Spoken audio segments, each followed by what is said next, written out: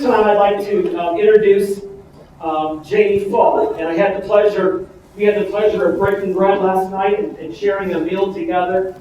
Jamie's a very busy person, but has found time to visit our campus again. He comes to us from his home in California.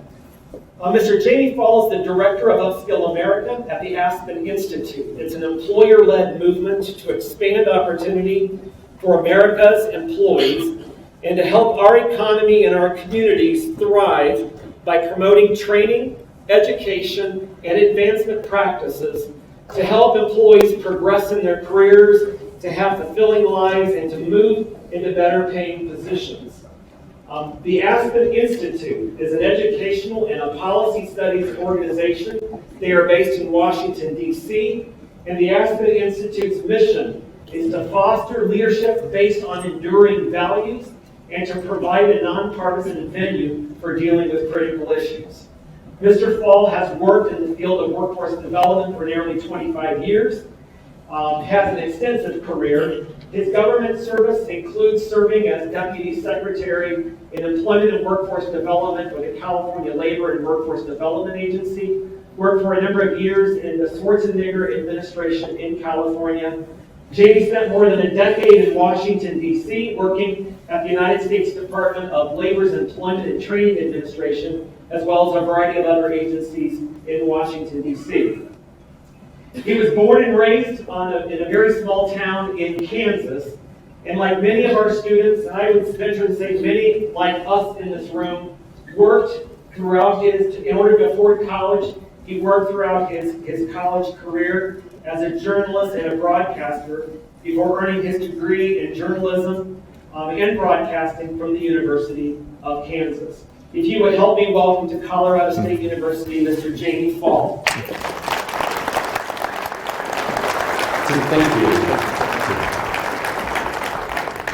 you. Good morning, everyone. It's a real pleasure to be here. It's a beautiful area. Really enjoyed the drive-in yesterday and a chance to get to see the location and have a chance to experience the city.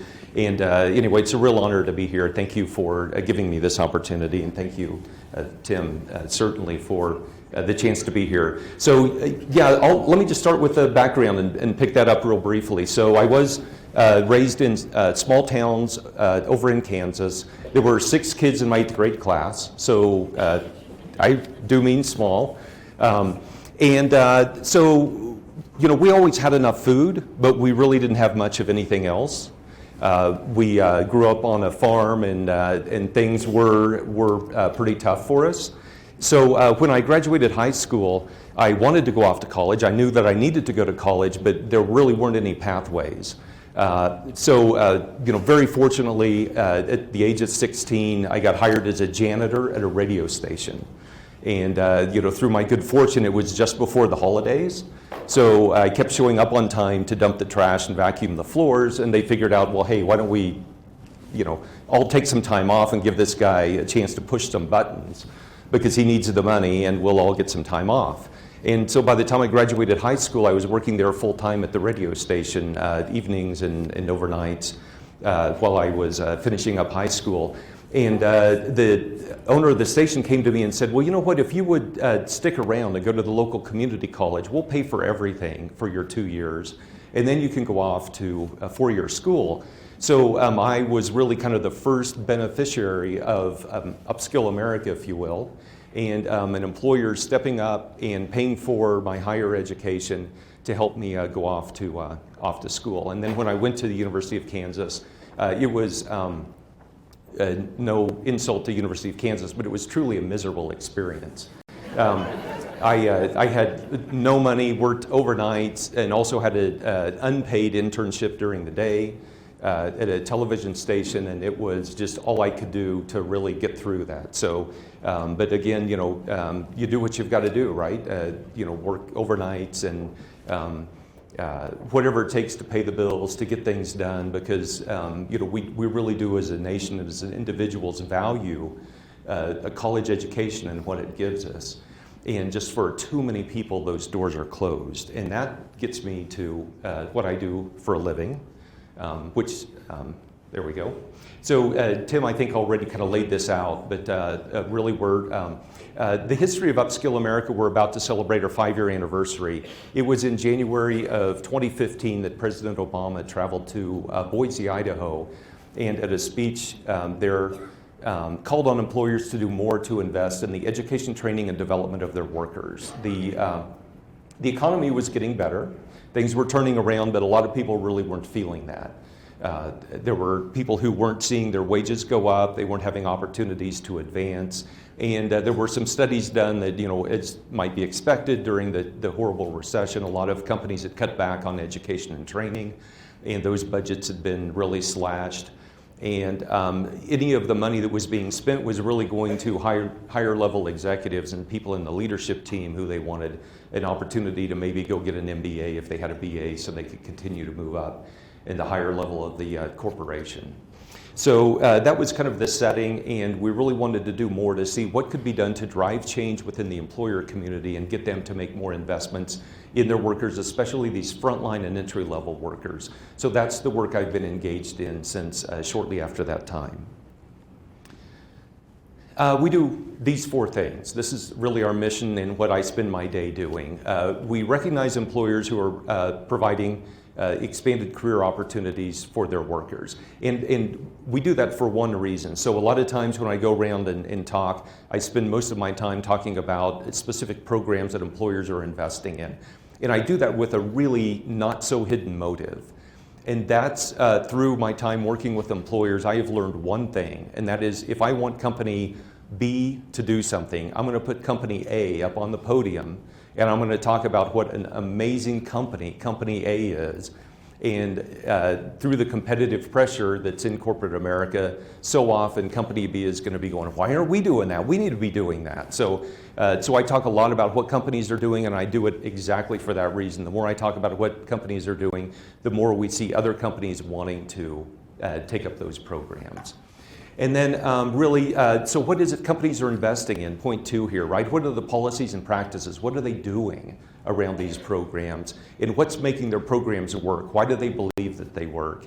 And really trying to study that and not just have companies spend more money, but have companies investing in programs that really are working for them and for their workers.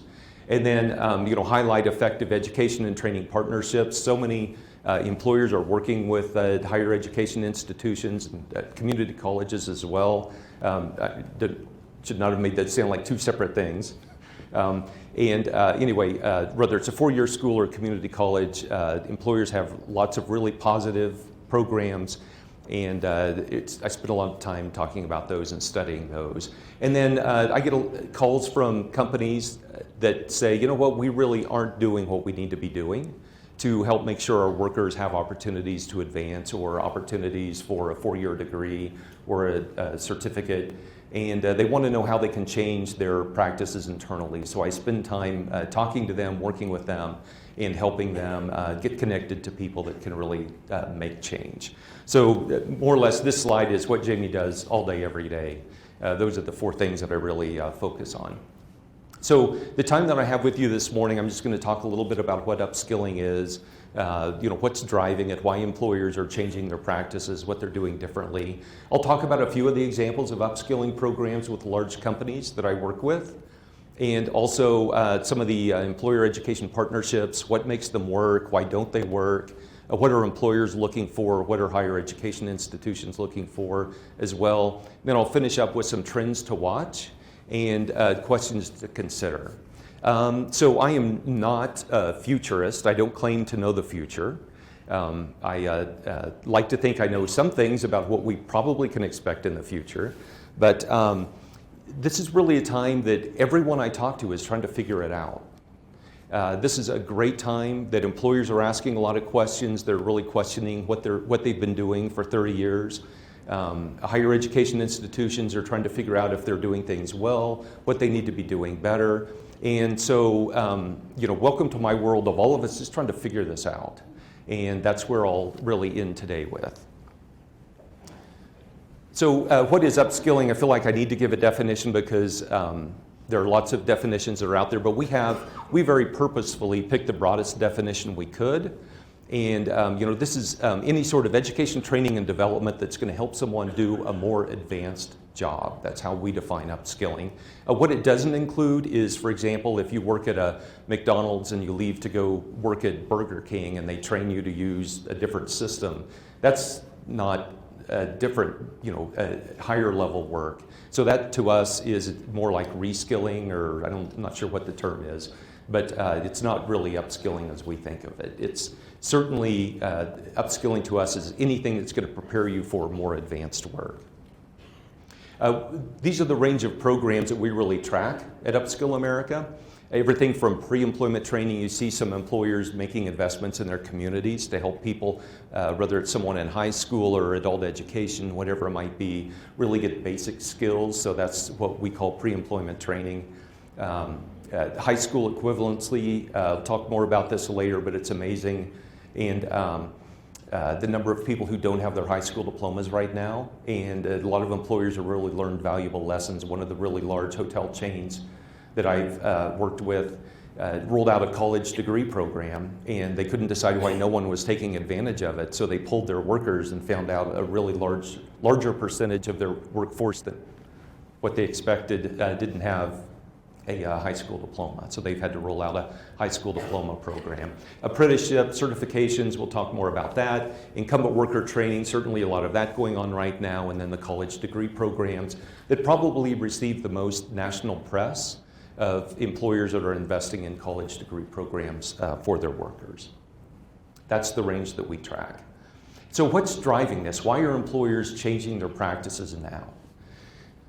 2.6% unemployment rate. If you're in an industry where you have high turnover, you're going to be looking for answers because you can't find workers right now. So that's certainly something I want to acknowledge, that a lot of employers really are just trying to stem their workers leaving, trying to figure out a way to retain workers when new workers can't be recruited. And that's true for people who have a lot of low-wage, entry-level jobs, as well as for people who just can't find the skills that they need right now out in the marketplace, and they're realizing they need to invest in the skills of the workers that they do have and help them really advance and fill those critical roles that right now they can't.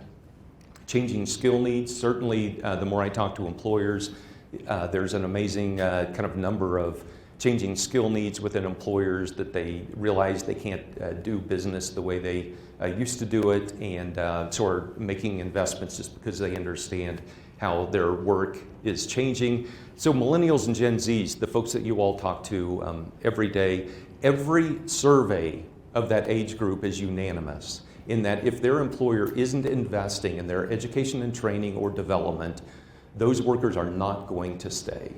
That is the closest thing I have to a universal truth for you today, is that just every survey of that age group comes out the same, that if they're not receiving development opportunities to grow, they're not going to stay with an employer, and who can blame them, right? So that's another thing that's really driving this. Workers, also the aging workforce. There are things that many of us learned in school and things that we didn't. And like AAA up in the Northeast, they realized that they have really fantastic employees. They try to be an employer of choice, that people want to come to work there and never leave. And that's great for AAA, and it's good for the workers. But they've also realized that they need people who can really do more data analytics. And that's not something that a lot of their workforces had. So they formed a partnership with their higher education institution to have a data analytics program for workers who have been in the workforce a while. So that's just one of many examples of other things that employers are doing.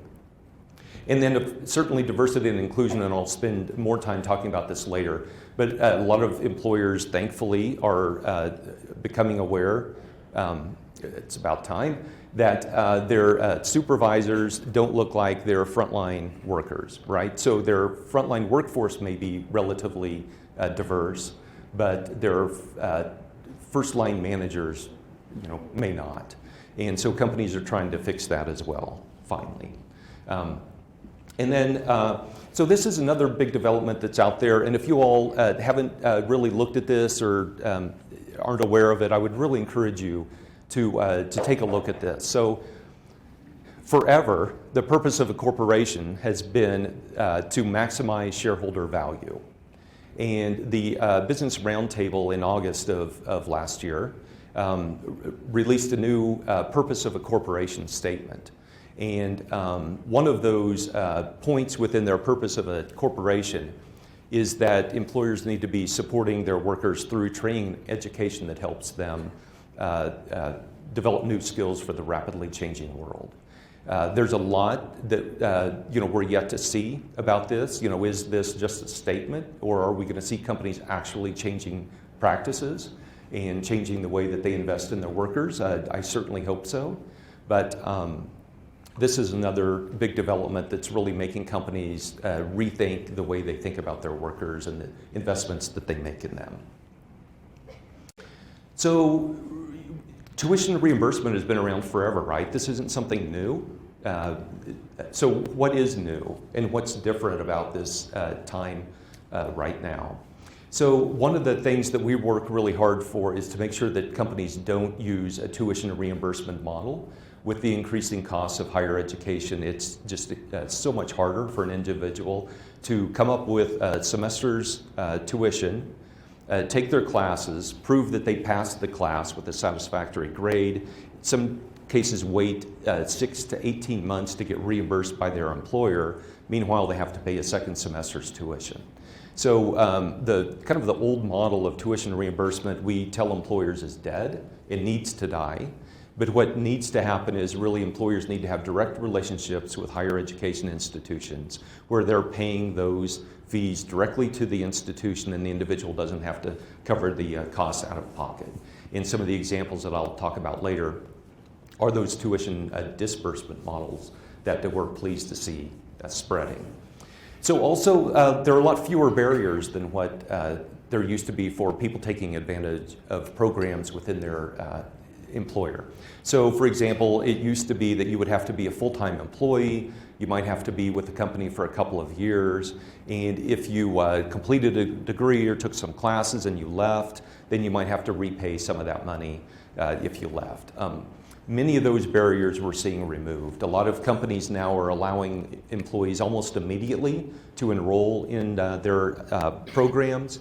They're also opening them to part-time employees, and many employers are eliminating any of those what we call clawback clauses, where you would have to repay any of the costs that were incurred if you leave the employers. So a wonderful development. We're seeing many of those barriers reduced or eliminated. The programs are much more flexible that employers are wanting to pay for. A lot of online programs, people who can use video for programs, and many more of them are competency-based. So people can get in programs and move through at their own pace and graduate more quickly through their partnerships with higher education. The programs are much better integrated. So when I started this job, we did a survey of employers, and it was shocking the number of employers that didn't even track who was taking advantage of their tuition reimbursement programs. So someone could submit, what I mean by that, let me be more clear. Someone could submit their grades and they could get reimbursed, and the company clearly knew that, but the company didn't know, are they in their first semester, are they in their last semester, what are they studying? When they graduate, are they being tracked by the company and being put in line for promotion? So many companies weren't doing that. So we're working with companies also to make sure that they know who are in these programs, they know what they're studying, and people have an opportunity to advance then when they complete the programs. So far more supports. Used to be also that companies would make a program available, but then it was kind of up to the individual to pick a program, and that if the person just stopped submitting for reimbursement, the company didn't know if the individual had completed their program, if they had dropped out, what had happened. So companies are providing a lot more wraparound services, including career counseling and career coaching as well, to help people when they get stuck in a program, or they just have life issues that are slowing them down, to make sure that people are completing programs, not just it's changed from being just a benefit that employers offer to something that employers are really being invested in making sure people complete these programs, which is wonderful news. And then finally, there's a lot more variety of programs that are out there. I talked about the 6 things that we track, but certainly the biggest 3 that I see most of the time, the high school completion programs, all types of certification programs, which I'll touch on later, and then the college degree programs as well. So let me give you 3 examples of what companies are doing. Just these are companies that I talk to, and they're probably bigger dollar spends. And there are a couple of things that are interesting about them. So I picked these as more interesting models of what's out there. And also the 3 that I'm going to talk about probably have received a lot of the press and publicity about this. So Walmart covers tuition, books, and fees. And they think that people are going to be more committed to the program if they have to contribute a little bit of money. So they ask any employee to give $1 a day toward their college degree program or certification program. Right now they offer 42 degree programs as well as 14 kind of technology-related certification programs. Walmart's focus is degrees that will make people be better employees at Walmart. So this is a retention strategy for Walmart. You notice healthcare on there? Well, Walmart is betting big in the healthcare field, that's something that's a service that's going to be provided more in their stores, so that's why they're investing in that. And certainly they have tremendous IT needs, that's why they're investing in the IT certificates. They work with Guild, which is an organization up in Denver, who is a broker between employers and higher education institutions. And through Guild, they offer 6 universities listed there. And the other thing that is really interesting about what Walmart has done, they actually have funded Lumina Foundation to do a study for them to really track what's working and what's not working. And unlike many of the companies that have information about that, but they keep it private, Walmart is going to release this for everyone because they say that they want all programs to get better and to be more efficient. So I'm actually hosting a meeting in a couple of weeks. We're hoping to get our first look at some of the behind the scenes numbers from what Lumina Foundation is learning about what's working and what isn't working through the Walmart program, and really looking forward to that. But to me, the most exciting part of all this is really that study that's going to come out so we can learn and hopefully improve all programs as a result. So Disney is another company that I work with. They made a 5-year, $150 million investment. They have 90,000 hourly employees who are eligible for the program, and look down there at the bottom line. They had almost 9,000 enroll in their college program in the first year. I don't know how many of you have looked at the old tuition reimbursement models, but so many companies were having 1 or 2% take-up rates, and nearly a 9% take-up rate in year 1 is fantastic. And Disney obviously has a very young workforce if you think of the parks, so that's one advantage that they have. But the other thing that they did is they actually market tested the messages around their program to make sure that it was going to resonate with their employees before they rolled it out. They have more degree programs and more certification programs. Disney is less of a retention strategy. They know they have a young workforce. They want to be doing really kind of both. They want to make sure that they keep the younger workforce longer and give them these opportunities, but they realize that people are going to move on from Disney eventually, and they're okay with that. Disney also covers tuition, books, fees, all of that. The other thing that they do is the IRS taxable limit is $5,250 for someone who receives a benefit from their employee. If they have any employees that exceed that amount, Disney actually grosses them up so they don't have any out-of-pocket costs related to that. And then the third model here, the one that probably received the most attention last year, is Amazon's $700 million investment between now and 2025 for education and training of their workers. And I'll just run down this list really quickly, but there's some fascinating programs in here. They really want non-technical workers, so their example to me was if you think of someone in their marketing division who wants to learn how to code. that they will train them and give them the education that they need in order to be able to do that. They also have people working in the fulfillment centers that they're going to try to help get upskilled with more technical jobs. Then they have a couple of registered apprenticeship programs more in technical fields that they're rolling out. Their career choice program I should talk about for just a minute.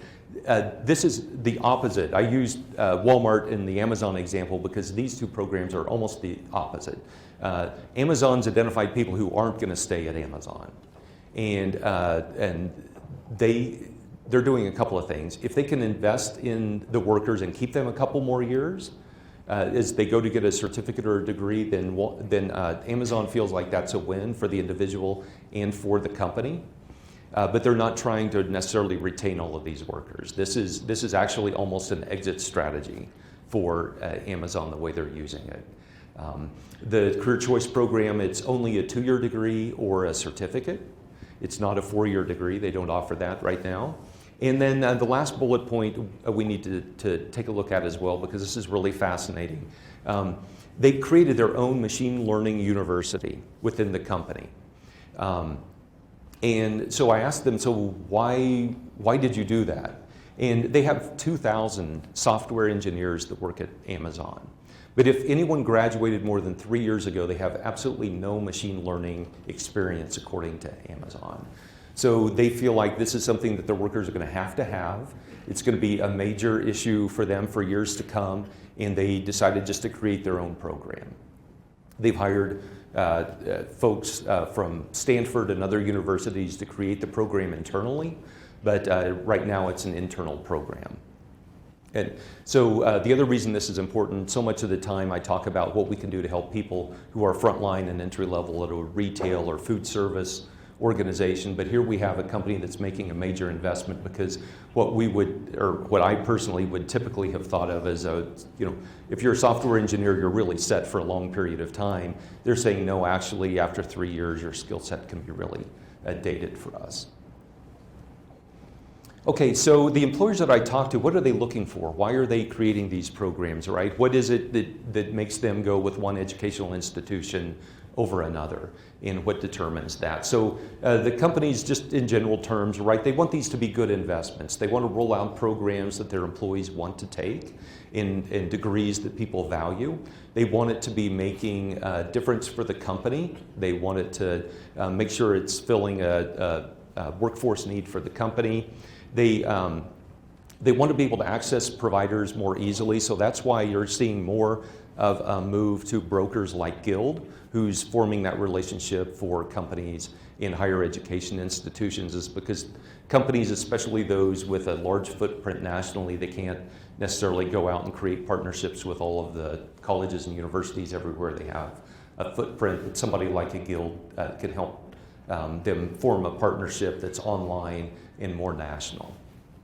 So they also want programs to be flexible, delivered online, and open entry and exit. They don't want to wait for a semester for people to be able to start a class, and they want people to be able to take classes online, because it is life-changing for an employer that doesn't have to try to work around class schedules every semester.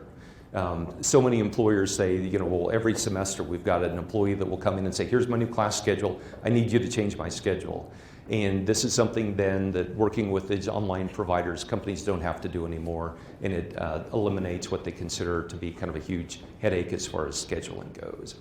And then we're seeing the whole range, and I've touched on this briefly, everything from high school programs, a lot of English as a second language programs, and digital literacy type of training for workers, kind of the middle range technical skills, making sure people have the ability to work with computers or any sort of technology that's in the workplace, up to the higher level, back to the Amazon example, and some of the data management, cybersecurity, that more higher level. So we see that whole range again. So what are the universities that I talk to, what are they looking for when they go and they try to connect with an employer? There's nothing on this slide that's going to be surprising to any of you, right? But the shrinking number of individuals who are even of the age group to the 18 to 22 typical age group who can even enroll. That number is going down. So colleges are trying to figure out, okay, how do we tap into the adult learning market, right? How do we make a play to make sure people don't graduate once and then we never see them again, that they're actually coming back to our university and they're a continuing student. They certainly want to turn everyone into a lifelong learner, the colleges that I talk to both help people get skills refreshed, and they're thinking about this 60-year curriculum that's, the buzz phrase that's out there, how do we make sure people are learning over the length of their career? And then they're partnering with employers because they want to be the provider of choice in their local area. They want their employers to know that when they hire someone from their university, that they're going to be a skilled worker, able to produce in the workforce. And they want to be a pipeline for those employers and really help connect. They want help connecting to this adult learner student that's kind of a market that can be very hard to connect to. So from the higher education side, they see the value in some cases of working with a Guild or a Pearson or other companies that are out there forming other partnerships. So that's what the universities are looking for. Some of the other work that I do is looking at the partnerships between employers and higher education. And I added this slide because just in the last 6 months, this is kind of a list of examples of ways that employers are working with higher education institutions that I think is just very interesting. Employers are thankfully starting to do a better job of sharing their employment data and their skill needs data. Oftentimes employers have kept that information very close to their vest and haven't really shared it. And so employers are doing a better job now of sharing that. Providing input into curriculum. We see some very positive things around employers being more responsive with higher education institutions, looking at curriculum, providing feedback, making suggestions. I won't read this slide to you, but it's an interesting look of the ways that employers are really working differently with education institutions. And I think one of the biggest learning from the work that I've been doing is the importance of the fifth bullet point there, the multi-tiered approach. So often colleges and universities in the past have worked with like one person at the employer, and that's been their one key person, I should say, has been their kind of focus point. And really there are so many areas that we've identified that higher education institutions and employers need to be working together, everyone from the president of the institution down to people that can look at the curriculum, to workers within companies going in and talking to classes. Really needs to be a wide range of connection points between the employer and higher education institutions. But as this won't be news either, a lot of times these partnerships really don't work, or they're difficult to get off the ground, and there are a number of reasons why. Employers still far too often are unwilling to pay for the costs of training. They have a willing higher education institution who will roll out a program, but then the employer just won't help provide finances. They expect the university or the individuals to take on all of the risk. And so that's one of the areas where we see these partnerships break down.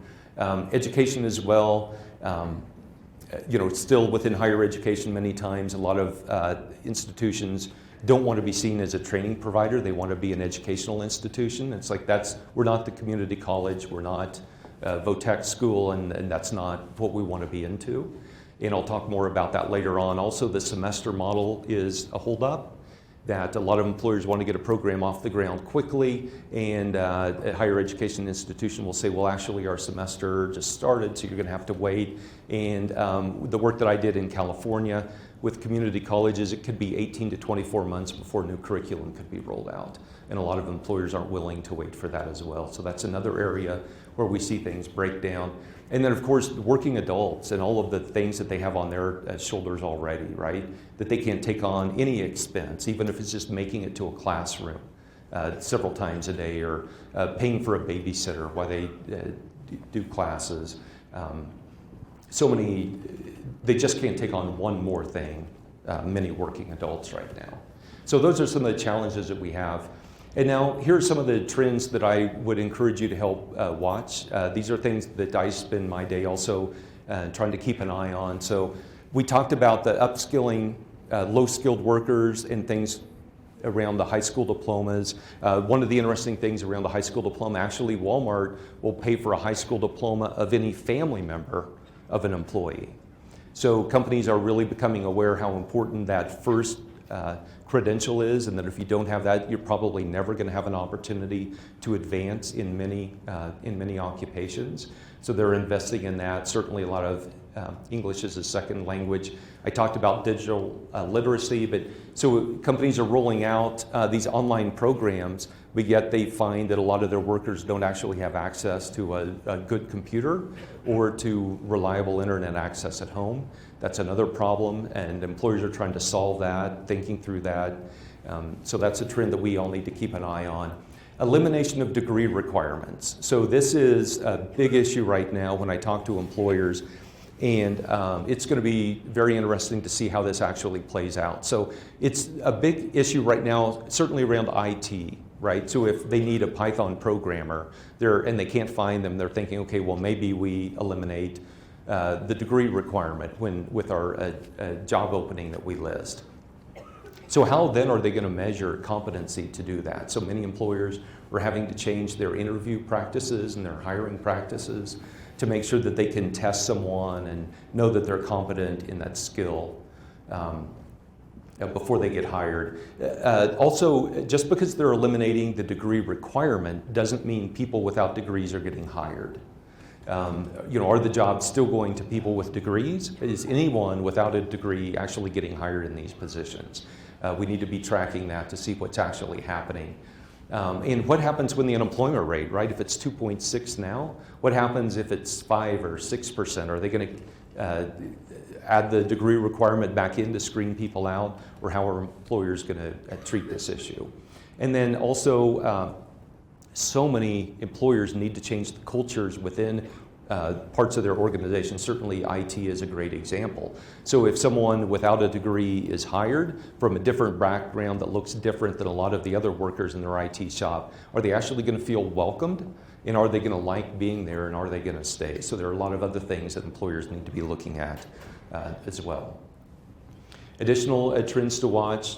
I touched on this briefly. So employers are trying to get better about investing in upskilling to make sure that their first-line managers look more like the workers that they're supervising. Again, so often within employers, it can be a relatively diverse frontline workforce, but the first-line managers are not.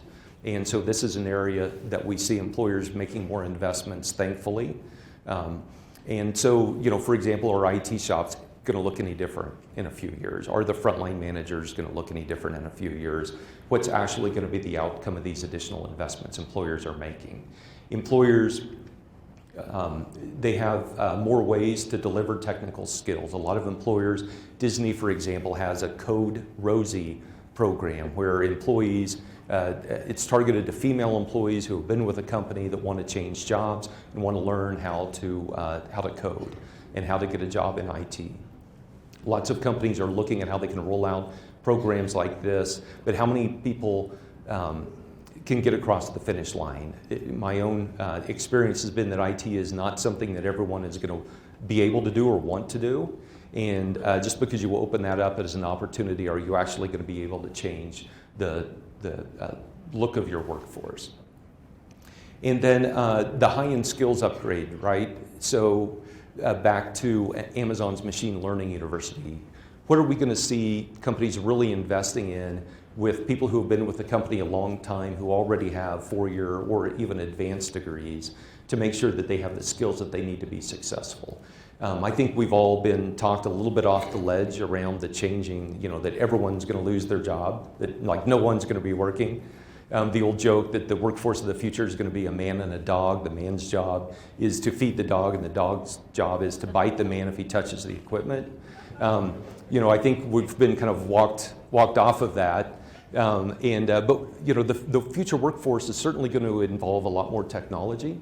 People are going to be working more with machines in the workplace, and so how are employers going to be investing in that? And then earlier I talked about the types of certifications that the employers I work with are investing in. Certainly programming languages, things like Python seems to be the biggest issue that employers talk about. Cybersecurity, Microsoft certification programs, and then there are all sorts of programs like Workday and Salesforce, the things that make companies work behind the scenes. People need to be able to know how to use those. If someone's graduating with a marketing degree but they really don't know how to use Salesforce and to work with the database, a lot of companies are going to be less willing to hire them right now. And certainly Google Analytics, right? You need to be able to explain what's happening with your website, who's on it, why are they on that, how long, where are they coming from. A lot of information around that can be provided through Google Analytics that people have to know when they graduate from college now. Okay, so wrapping up here are just a few things to consider. So how does your school want to leverage these things that are happening in the workplace, or do you, right? Is this just something completely separate that's going on that has no impact on what's happening within the university? Or is the way that you can tap into these investments and try to find maybe a pathway for more people to be able to afford tuition at your school through their employer, so someone graduates with work experience and a degree? So what about the certification programs that I've talked about? How many of them are being offered at your school, and should they, right? Or should they be part of the extension program, or data analytics, the Salesforce certifications? Do you care that people have those skills when they graduate? And what is the role of higher education in delivering those? What about the career centers? Are there things that they could be doing better at universities?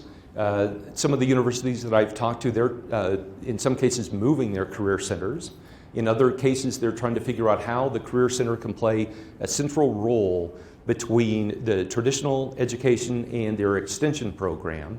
So someone within traditional education can get connected to the Career Center, and the Career Center can help kind of be that broker that, hey, we see that you're majoring in marketing, but yet you don't really have any database experience. So we're going to connect you to the continuing education department so you can get a certificate while you're working on your degree.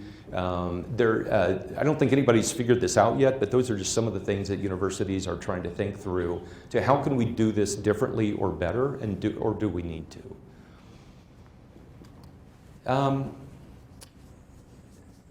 Yeah, and then other continuing education departments, people who graduate, they're giving all of their graduates either a class that is free. Come back and if you graduate with a 4-year degree from our institution, we'll let you take a continuing education class, or they give a discount for that class. And then key takeaways here. So things that I hope you will take away from the time that I've shared with you this morning. Employers are really working to define this new era of learning for workers. And as I said at the very beginning, no one has this figured out. We're all still trying to think what it means, how it's going to look, how it's going to work, but employers know that with the way things are changing in with their skills, that they're going to need a workforce that's continually learning, and they're looking for partners to help them figure that out. They're also realizing that a lot of their internal practices are very outdated. I talked about the tuition reimbursement as one example, but some of their interviewing processes, other things, they have programs that have been around for 30 years and they just aren't workable anymore. So smart companies are trying to rethink how they do many of their HR and learning practices internally. They're also open to new partnerships with higher education institutions and trying to figure out how they can make that work given some of the requirements that the education institutions want to put on the employers. And I think where I've seen it work really well in both cases, I've seen both the employer change and make some changes, and I've seen higher education institutions make some changes as well.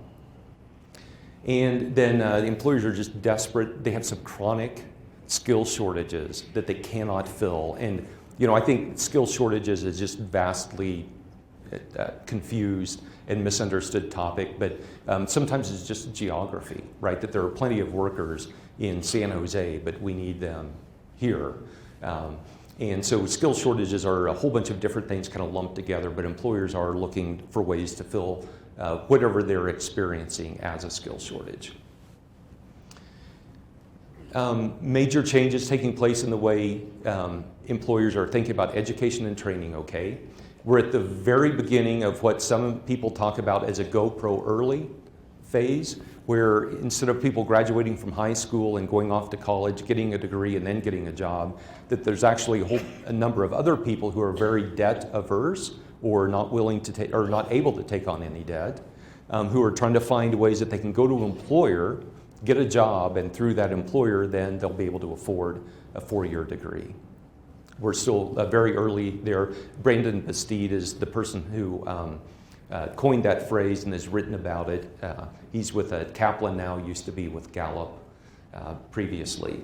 But if you don't take anything else away from the time that I've had with you this morning, I think now is the perfect time for you all to be trying to do those 3 things that you talk about. Reimagining the higher education experience, creating new academic opportunities for your students, and thinking about what it really means to be the People's University. This is a perfect time to be asking those questions. So thank you all for your time this morning. I really appreciate it. Great visiting with you, and thank you.